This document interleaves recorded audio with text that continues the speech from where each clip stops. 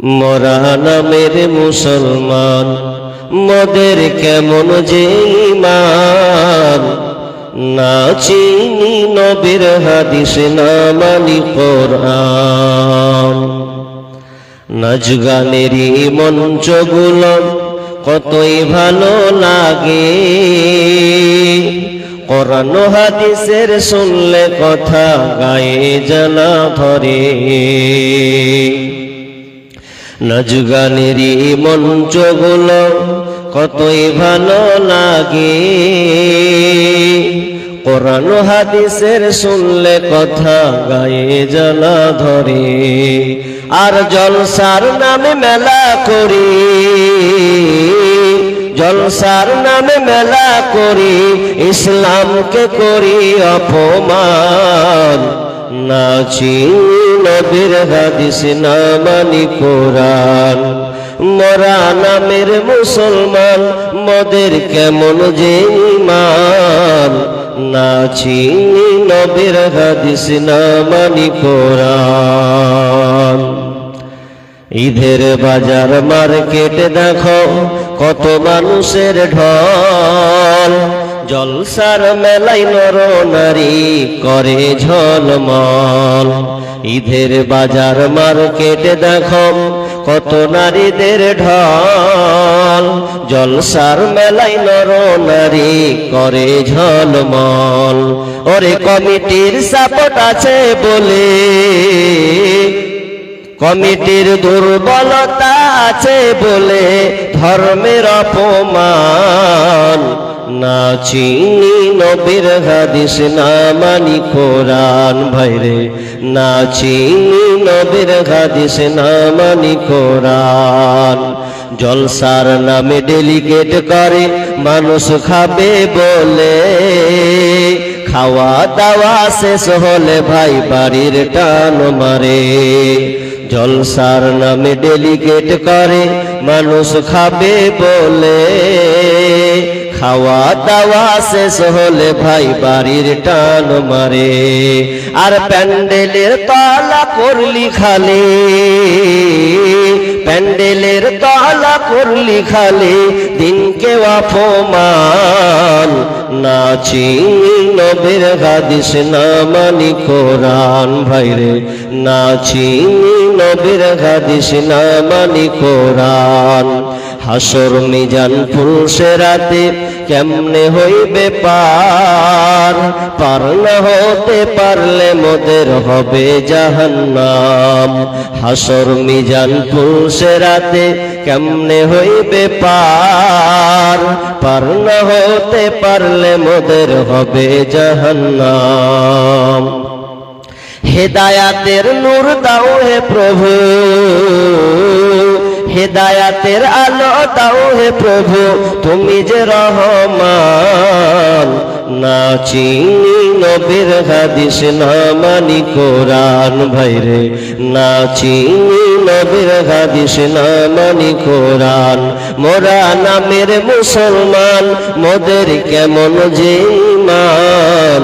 না চিনি নবীর হাদিস, না মানি কোরআন। ভাইরে না চিনি নবীর হাদিস, না মানি কোরআন। আমাদের ভারতবর্ষে এ পশ্চিম বাংলায় ওয়াকফ সম্পত্তি সরকার ছিনিয়ে নিয়েছে।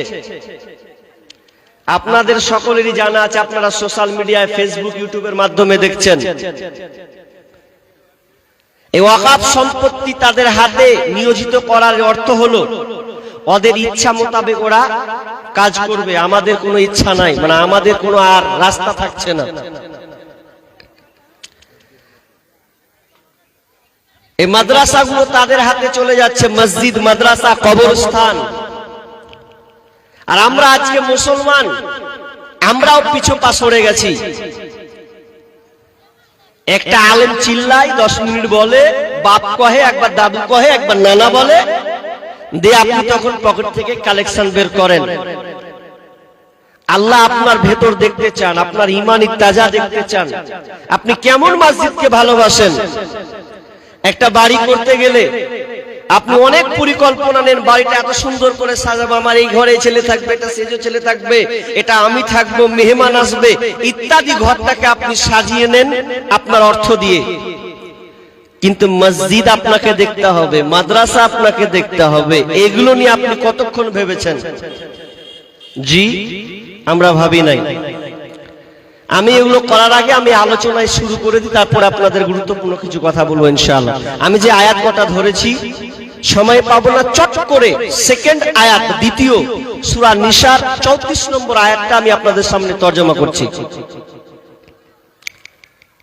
আল্লাহ তাআলা নারী এবং পুরুষকে সৃষ্টি করেছেন, এটা সম্পর্ক, মহব্বত, ভালোবাসা, স্বামী এবং স্ত্রীর মাধ্যমে শারীরিক সম্পর্ক কায়েমের মধ্য দিয়ে একটা বংশ পরম্পরা ধারাবাহিকতায় থাকবে। আপনার বাবা মা বিয়ে করেছে বিধায় তাদের সঙ্গে একটা মিলন ঘটেছে, তারপরে আমি আপনি জন্ম নিয়েছি, পৃথিবীর আলো দেখতে পাচ্ছি, এটা সিলসিলা। কিন্তু এর এক অপরকে কেমন সম্মান দিয়েছেন এ ব্যাপারে আল্লাহ কি বলছেন? বিসমিল্লাহির রহমানির রহিম। আর-রিজালু কাওয়ামুনা আলান নিসা বিমা ফাদ্দালাল্লাহু বা'যাহুম আলা বা'যিন ওয়া বিমা আনফাকু মিন আমওয়ালিহিম। রব্বুল আলামিন বলছেন, আর-রিজালু কাওয়ামুনা আলান নিসা, নারীদের নেতা হলো পুরুষ, পুরুষরা নারীদের উপরে কর্তৃত্বশীল, তাদের উপরে কর্তৃত্বশীল করা হয়েছে। অর্থাৎ আল্লাহ সুবহানাহু ওয়া তাআলা বলছেন, আমি নারীদের নেতা বানিয়েছি পুরুষকে। অর্থাৎ স্ত্রীর দায়িত্ব বসন, তার দায়িত্ব হলো তার স্বামীর। আর-রিজালু কাওয়ামুনা আলান নিসা বিমা ফাদ্দালাল্লাহু বা'যাহুম আলা বা'যিন, এবং একে অপরের উপরে শ্রেষ্ঠত্ব দান করেছেন, মর্যাদা দান করেছেন। আল্লাহ রাব্বুল আলামিন এই প্রথম আয়াতে বললেন পুরুষরা হলো নেতা, গার্জেন, অভিভাবক, তারা হলো গার্জেন, তারা মেয়েদের দায়িত্ব নেবে, নেতা হবে, কর্তৃত্ব তাদের উপরে দায়িত্ব, কর্তৃত্ব চাপিয়ে দেওয়া হলো কাদের উপরে? তো পুরুষদের উপরে। আল্লাহ তাআলা বলছেন, ওয়া বিমা আনফাকু মিন আমওয়ালিহিম, এবং পুরুষরা ইনকাম করে নিয়ে আসবে, আর ইনকাম করে বিবিদের পেছনে খরচা করবে। এটা পুরুষের দায়িত্ব। বিয়ে করেছো তুমি, ইনকাম করবে তুমি, খরচা করবে বিবির উপরে তুমি খরচা করবে, স্বামী ইনকাম থেকে বিবি খরচা করবে। এই জন্য বিশ্বনবী বললেন, হে যুবক, ইয়া মাশারাশ শাবাবি মান ইসতাতা মিনকুমুল বা ফালিয়াতাজাওয়াজ, হে যুবক দল, যাদের তোমাদের ক্ষমতা আছে, টাকা পয়সা আছে এবং যৌন ক্ষমতা আছে, সে যেন বিয়ে করে নেয়। ওয়াগদ্দু লিল বাসার ওয়াহসানু লিল ফারজ। বিশ্বনবী 10 মিনিট বলতে দেন, তাহলে তো হবে, মানুষ শুনবে, তাহলে বুঝবে কি বললাম। আল্লাহ রাসূল বললেন, ইয়া মাশারাশ শাবাবি মান ইসতাতা মিনকুমুল বা ফালিয়াতাজাওয়াজ ওয়াহসানু লিল ফারজ ওয়াগদ্দু লিল বাসার ওয়াহসানু লিল ফারজ। বিষ্ণু বললেন, কারণ বিবাহ করলে তার দৃষ্টি নত থাকে এবং লজ্জা স্থানের হেফাজত করে। আর যদি তার সামর্থ্য না থাকে, বিশ্ব নবী বললেন, সে যেন কে করে?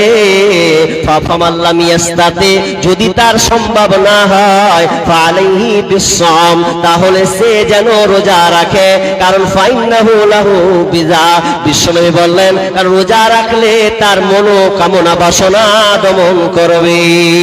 তাহলে এক নাম্বার বিশ্ব আল্লাহ তাআলা আল্লাহ রাব্বুল আলামিন বললেন, ও পুরুষেরা তোমরা হলে নেতা, নারীদের নেতা, খবরদার পুরুষের মেয়েদের তোমরা দায়িত্ব পূরণ করে দিও না, ওরা তার বাড়ির কাজ করবে।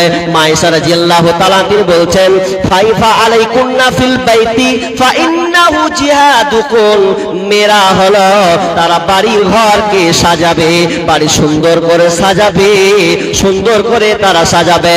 যদি তারা ঘরটাকে সুন্দর করে সাজায় ফাইন্নাহু জিহাদুকুম, তাহলে বিষ্ণু বলেছেন সে জিহাদের সম পরিমাণ জিহাদের মর্যাদা সে পাবে।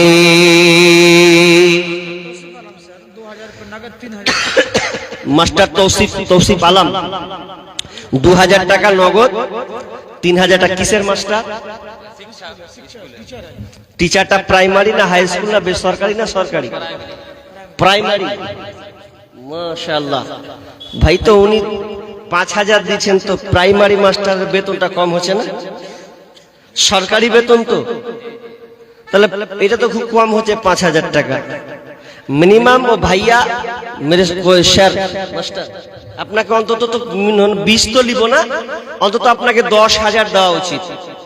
এটা মাদ্রাসার জলসা বিধায় আমি 10,000 কাছে 10,000 টাকা ওনার কাছে নিব, কারণ আল্লাহ আপনাকে একটা সরকারি পদে নিয়োজিত করেছেন, আল্লাহ আপনাকে সম্মান দিয়েছেন, এটা যে কেউ পায় না। অনেকে চাকরি পাওয়ার জন্য এখনো কেসে লড়ছে, মুর্শিদাবাদে প্রায় কেসে লড়ার জন্য লড়ছে, আল্লাহর কাছে দোয়া করছে আল্লাহ কখন চাকরিটা পাবো।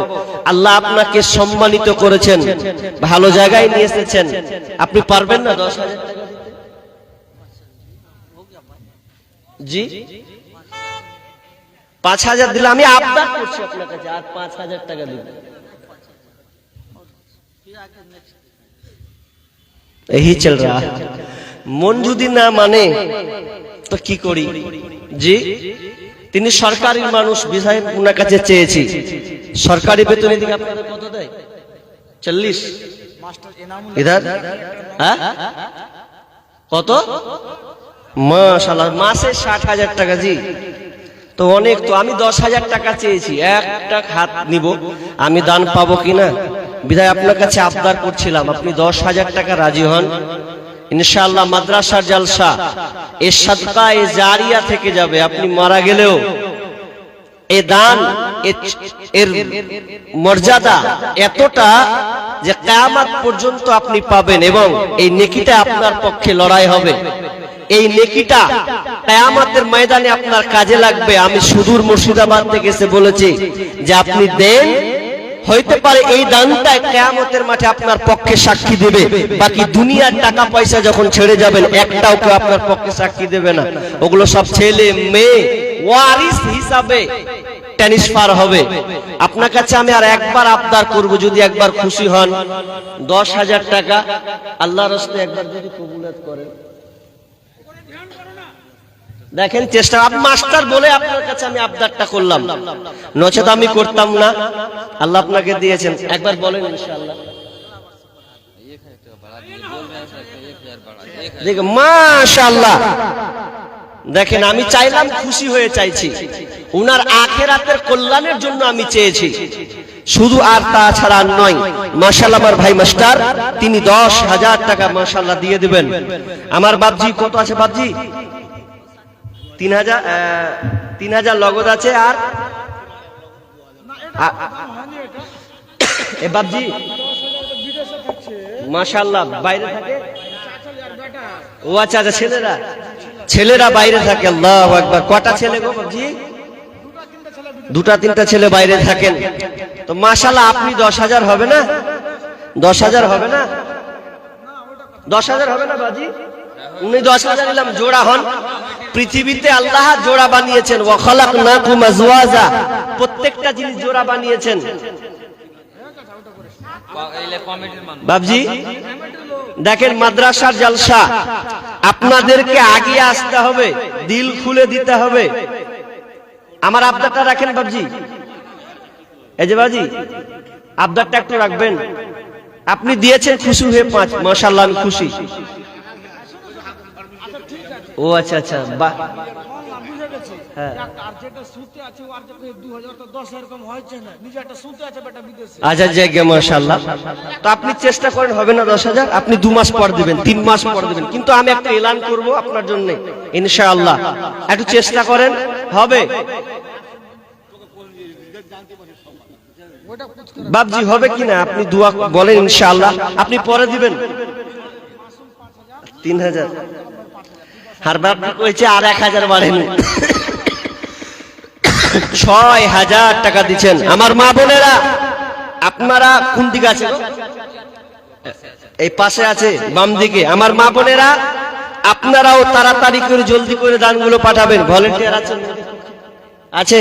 আমার মা বোন, আপনাদের কাছেও আদায়কারী লোক আছে, আল্লাহর রাস্তায় তাদের হাতে তাড়াতাড়ি করে দিয়ে পাঠাবেন। 2-1 মিনিট আলোচনা করে আমি দানের দিকে দোয়াটা করবো ইনশাআল্লাহ। কি বললাম? যে মেয়েরা বাড়ির কাজ করবে। মা আয়েশা রাদিয়াল্লাহু তাআলা আনহা বলছেন, আলাইকুন্না ফিল বাইতি ফাইন্নাহু জিহাদুকুন, মেয়েরা বাড়িকে সাজাবে। আর আল্লাহ এদিকে বললেন, ওয়াবিমা আনফাকু মিন আমওয়ালিহিম, পুরুষরা ইনকাম করে নিয়ে আসবে, আর ইনকামটা বিবির পেছনে খরচা করবে। আজকে বর্তমানে দেখা যায় মেয়েরা যখন বাড়ি থেকে ছেড়ে দিয়ে মার্কেট রাস্তাঘাটে দেখা যায় মেয়েরাও যেন ব্যবসাতে নেমে গেছে, মেয়েরাও যেন চায়ের দোকানে দোকানদারি করছে। আপনার এদিকে আছে কিনা জানি না, মুর্শিদাবাদে বিড়ি, আপনার কিনা বিড়ি বাঁধার চাকরি তো আছে, পাশাপাশি আবার তারা চায়ের দোকানে আর ব্যবসায়ী করে, কাপড়ের দোকানে ব্যবসা করে। অথচ আল্লাহ পুরুষকে বললেন, হে পুরুষ, তুমি তোমার দায়িত্ব হলো তুমি তোমার বিবির পেছনে খরচা করবে। খবরদার তুমি ওই মেয়েটাকে ওপেন করতে যেও না। কারণ বিষ্ণু বলছেন, আল মারআতু আওরাতুন ফাইদা খরাজাত ইস্তাসরাফাহা শাইতান, মেয়েরা হলো ঢেকে রাখার বস্তু, ওকে ঢেকে রাখতে হয়। কিন্তু আজকে আমরা মেয়েদেরকে ওপেন করেছি, বিবিদেরকে মার্কেটে যেন বাম ওপেন করে দিয়েছি। এটা কখনোই কিন্তু করা যাবে না। আজকে বর্তমানে দেখা যায় রাস্তাতে মেয়ে পাওয়া যায়, আপনার ঘাটে মেয়ে থাকে, শহরে মেয়ে, স্টেশনে মেয়ে, সর্ব জায়গায় যেন মেয়েদের ঢল নেমে গেছে। কিয়ামতের আলামত এসে গেছে, তাই তো ঘরের নারী রাস্তায় নেমেছে। কিয়ামতের আলামত এসে গেছে, তাই তো ঘরের নারী রাস্তায় নেমেছে। ওরে মাছ বাজারে কথা বলে মাছওয়ালার সাথে, স্বামী তাহার দাঁড়িয়ে আছে ব্যাগটা নিয়ে হাতে। আরে স্বামী নিলেন মাছটা টেনে, স্ত্রী তাই টাকা গুনে, স্বামী স্ত্রীর যেন সেবক হয়েছে। কিয়ামতের আলামত এসে গেছে, তাই তো ঘরের নারী রাস্তায় নেমেছে। ওরে বরখা পরা বরখা ছাড়া হাট বাজারে ঘোরে তারা, ওরে বরখা পরা বরখা ছাড়া হাট বাজারে ঘোরে তারা। কেউ বা আবার বরখা পরে বুবু বরখাটাই ফিট করে রেখেছে। কিয়ামতের আলামত এসে গেছে, তাই তো ঘরের নারী রাস্তায় নেমেছে। ওরে হাট বাজারে মার্কেটে যান, দেখবে শুধু নারী, কেউ বা আবার সেজে কুজে করছে দোকানদারি। ওরে হাট বাজারে মার্কেটে যান, দেখবে শুধু নারী, কেউ বা আবার সেজে কুজে করছে দোকানদারি। আরে সব কিছুতেই আছে নারী, কেউ বা চালায় হোন্ডা গাড়ি, সব কিছুতেই আছে নারী, কেউ বা চালায় হোন্ডা গাড়ি, কেউ বা আবার অফিস আদালতে চাকরি করতেছে। কিয়ামতের আলামত এসে গেছে, তাই তো ঘরের নারী রাস্তায় নেমেছে।